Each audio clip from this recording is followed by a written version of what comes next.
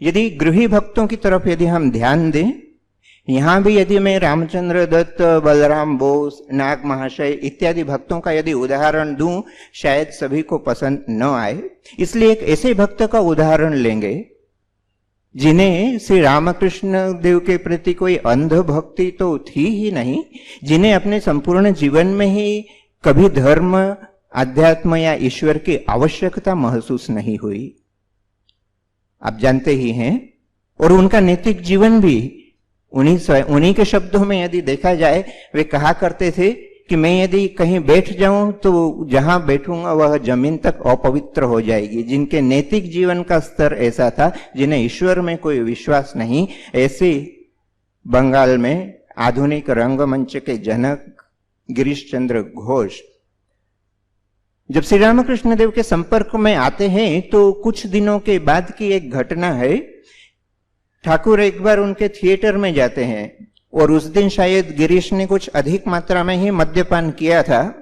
तो वे ठाकुर के सामने एक अद्भुत निवेदन करते हुए कहते हैं कि आप यदि मेरे पुत्र के रूप में जन्म ले तो शायद मैं आपकी कुछ सेवा कर पाऊं। और ठाकुर अचंभित होकर कहते हैं, मैं क्यों तुम्हारे पुत्र के रूप में जन्म लेने लगा, और यदि मुझे आवश्यकता हुई तो मैं तुम्हारा गुरु या इष्ट होऊंगा। मद्यपान की अधिकता तो थी ही। ठाकुर का नकारात्मक उत्तर सुनकर गिरीश चंद्र घोष का पारा 7वें आसमान पर चढ़ जाता है और वह अश्राव्य गालियों की बौछार श्री रामकृष्ण देव पर करते हैं। गिरीश का प्रतिवाद करने की क्षमता किसी भक्त में नहीं थी। भक्तों के मन में उद्वेग होता है, परंतु वे चुपचाप ठाकुर को लेकर दक्षिणेश्वर लौट आते हैं और निर्णय लेते हैं कि आज के बाद से न ठाकुर गिरीश चंद्र के पास जाएंगे, न गिरीश को दक्षिणेश्वर में आने दिया जाएगा। परंतु अगले ही दिन हम क्या देखते हैं, ठाकुर गिरीश के निवास स्थान जाने के लिए तैयार होते हैं। भक्तों को बड़ा आश्चर्य होता है कि कोई इतना अपमान सहने के बाद भी अपने अपमानकर्ता के यहां कैसे जा सकता है, परंतु ठाकुर जाते हैं। और उधर जब नशा उतरता है तो गिरीश भी अपने इस कृत्य पर पश्चाताप करते हैं, यहां तक कि आहार निद्रा त्याग कर गिरीश सिर्फ क्रंदनरत अवस्था में अपने निवास स्थान पर बैठे हैं।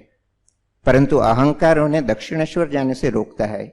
और ऐसी अवस्था में जब एक अनाहुत अतिथि के रूप में वे ठाकुर को अपने निवास पर देखते हैं तो भाव विभल होकर श्री रामकृष्ण देव के चरणों में प्रणाम कर कहते हैं, यदि आज आप यदि यहाँ नहीं आए होते तो मैं भी मान लेता, मैं यही मानता कि आप भी मान अपमान से परे नहीं गए। तो इस प्रकार से ठाकुर धीरे धीरे गिरीश चंद्र जैसे व्यक्ति को भी अपने अनन्य भक्त के रूप में परिवर्तित कर लेते हैं।